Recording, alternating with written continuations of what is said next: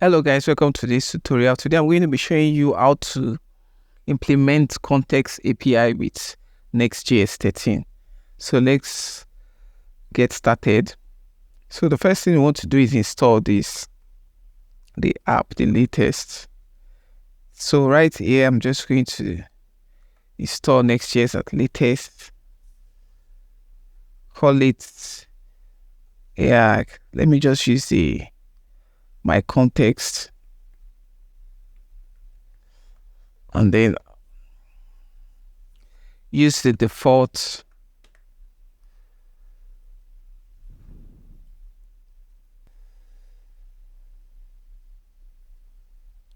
So here we have the application, and I'm going to start it up.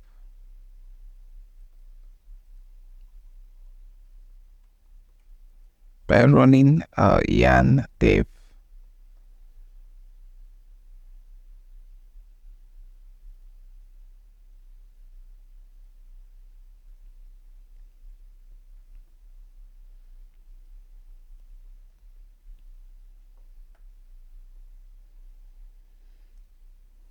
So I'll wait for it to, okay, so you can see the default, the landing page for the Next.js project. And the first thing we want to do now is to create a folder in our app.js called context. And right inside there, you can name your context file anything. You can name it global context. I'm just going to name it also context.js. And then right here, what we want to do is, first of all, we want to import. We want to first of all set it to be a client component, since the context runs on the client side of the application. And then we want to import context from React. We want to import use context.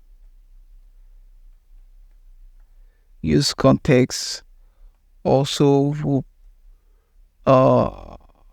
okay, that should be create context,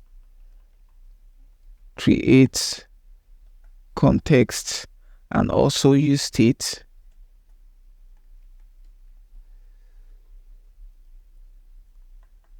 And then we want to declare our context.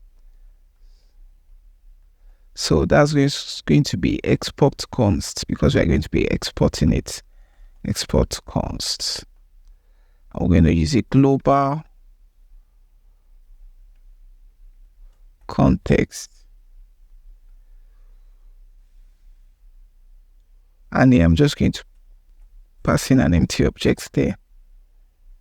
And then we need to create our components. I'm going to do export const global context provider. I will pass in the children. And then here we want to declare our state, the global state, which here, example, we're just going to use a name and a set name.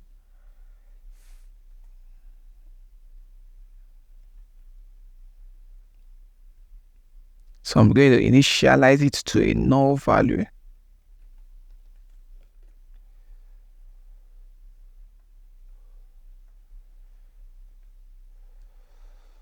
And then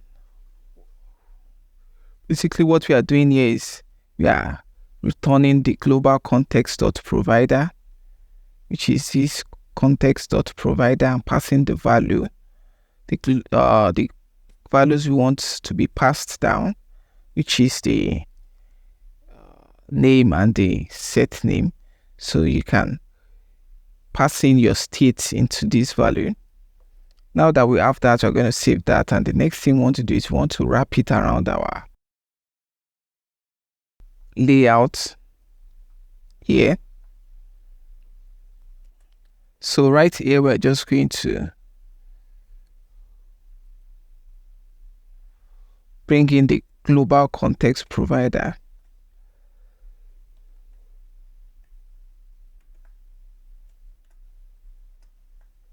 And then bring in pass the children in between. So I'm going to save this.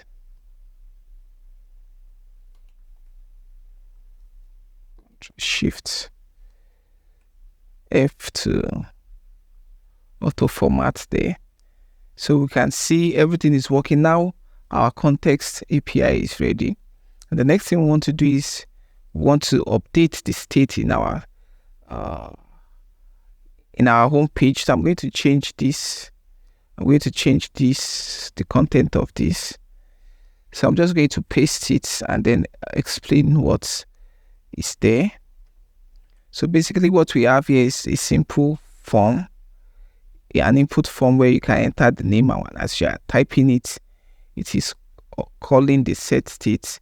Remember, we are pulling the state now from use context, which we import from React, and passing our global context, which we import from our context. So this context, the global context is what we want to access, which contains these values, the name and the set name function. So that is what we are passing to the use context. We want to use the global context here. And then here we are setting the name.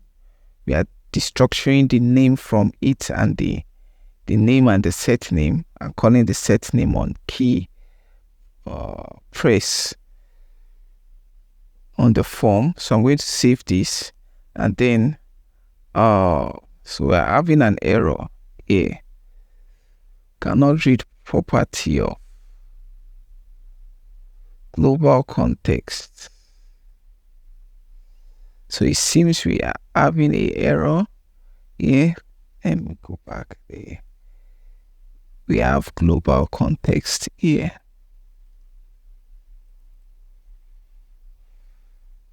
So I'm just going to copy this and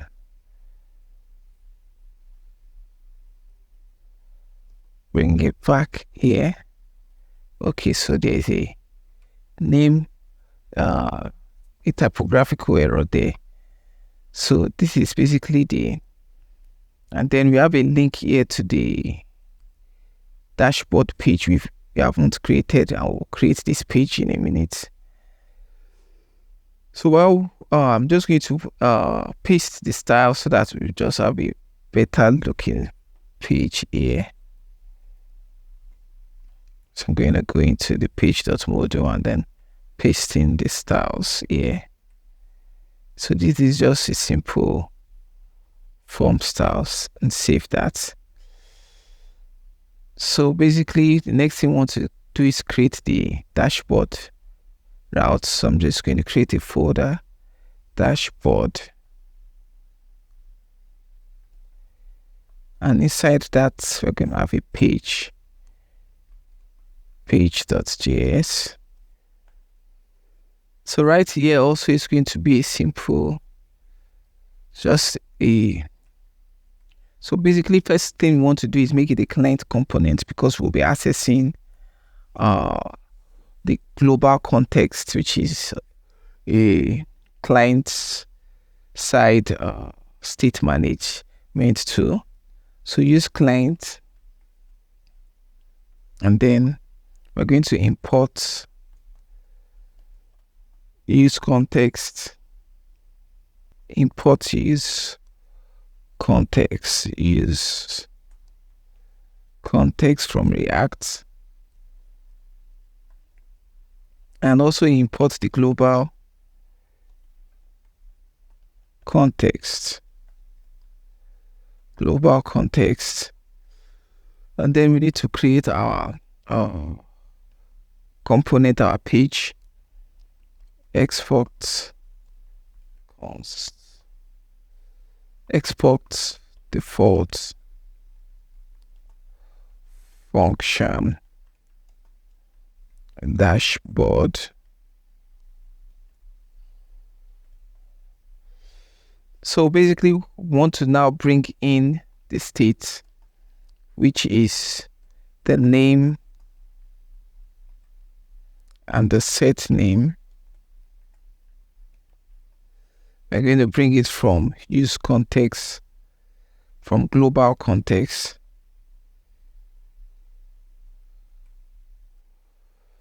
So I'm having that error there because this is not yet, it is not seeing this as a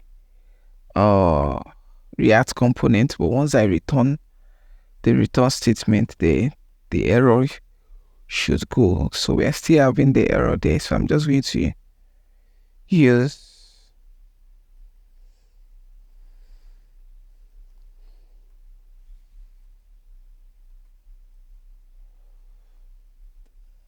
this. And once I save that, so right here we are passing the name, we are displaying the name. Remember, we are setting it in the home page. I want to navigate to the dashboard page to check that the name has been changed. So we can also do that here. We can do that somewhere here where we can pass in a div here.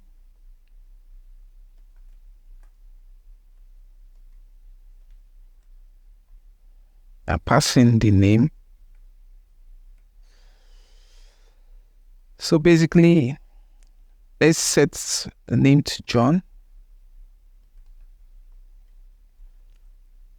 You can see the name, and once I navigate to dashboard, you see hello John. You can see it there.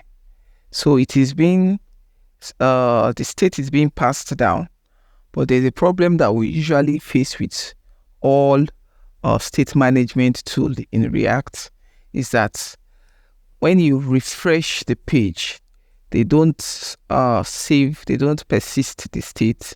So if I refresh now, this will be gone. So I'm just going to refresh and show you. You can see, but there's a way you can fix that. You can fix that by saving your state to the local storage, or you can also use the cookie, but the cookie is a little bit smaller in size compared to the local storage. So it's preferable you store it in the local storage, but just make sure you don't store sensitive information in the local storage, like the token and everything. So the local storage is still pretty large, between 5 to 10 megabytes, depending on the browser you are using. So you can store your state there to persist it. Or an alternate way is your Next.js also, you can store data there. So in one of these days, I'm going to do a tutorial of how to use the Next.js in your application. If you want that tutorial, you can comment, and I will probably find time to do a tutorial on how you can use the Next.js in your application, both in React and Next.js. You can actually use it as a store, because Next.js does not have a size limit. So it's limited to the hard drive of the user. So you can store as much data as you want there.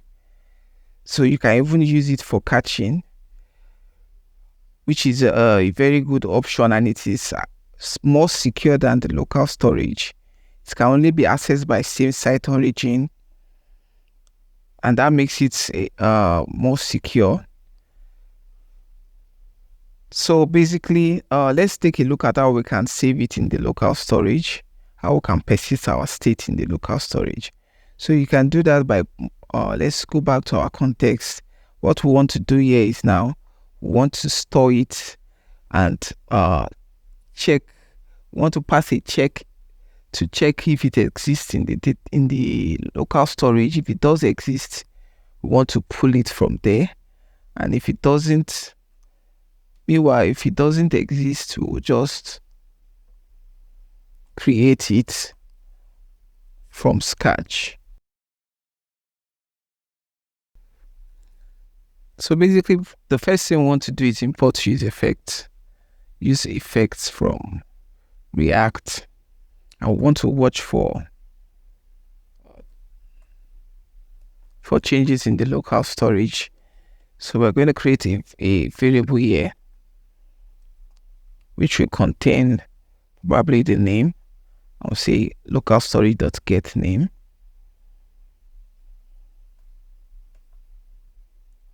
The reason we are using use effect is because we need to detect when the page is loaded, is fully loaded, because local, this only exists in the client side and when the window has been loaded. So we'll pass an empty dependency here, and then we'll pass a condition if the name is not equals to undefined. The reason I'm using one equals sign as in contrast to using double equals is because this will check for undefined and null at the same time. Meanwhile, if you make it double equals to here, it will only check for undefined. So we're just going to make it a single equals there, and we're going to also pass another, and name is not equals to, we're going to pass undefined as a string here, because if it's undefined and it is saved in the local storage, it will be turned to a string. So we want to make sure we also check that edge case. So if this is true, it's not undefined and it's not null, and it's also not undefined as a string, we want to set the name to the name. So I'm going to change this name so that there won't be conflicts with this. I'm going to change it to, I'm just going to change it to username. Copy this, paste it here. Then we still need one more use effect here, which will watch for an update. So, and this is not what we're going to do. So we're going to remove this, and we're going to pass a condition before we do that. And the condition is going to say if name is not equals to undefined, just this. Then we want to set the local storage name to the name variable. So basically this, I'm going to save this, and then we're going to go back. Let's test the implementation. I'm going to put John here again. You can see it there. When we go here, we see it, and if we check our local storage, it should be there now. It should be stored there. You can see name. If we now refresh, reload this page, oops, we are still not getting the value returned. So there's